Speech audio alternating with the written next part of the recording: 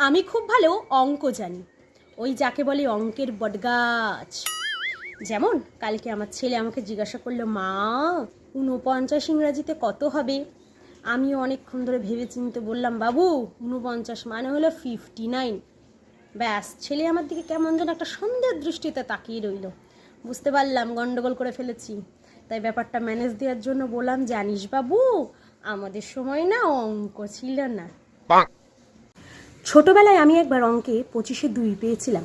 আমার মা অ্যালুমিনিয়ামের বাক্সে করে বই নিয়ে যেতাম, ওই বাক্স ছুঁড়ে মেরেছিল। তার পরের বারের অঙ্ক পরীক্ষায় আমার মা কী করলো, একটা বাটি করে সর্ষের তেল আর জল ভালো করে ফেটিয়ে আমার মাথায় দিয়ে টান টান করে চুল বেঁধে দিল। ব্যাস, পরীক্ষার হলে গিয়ে বসলাম। যখনই মাথা নিচু করে লিখতে যাই, ওই তেলগুলো চুইয়ে চুইয়ে বেরিয়ে আসে।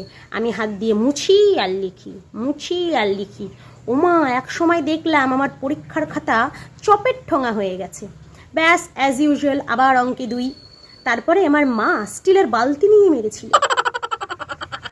ক্লাস 9-এর অঙ্কের খাতায় একবার আমি খুব সাহস করে লিখে এসেছিলাম, অঙ্ক বড়ই অসভ্য একটা সাবজেক্ট, একে ধরি ওকে করি, এই ধরাধরি কড়াকড়ি আমার একদম পছন্দ না, আই ডোন্ট লাইক দিস।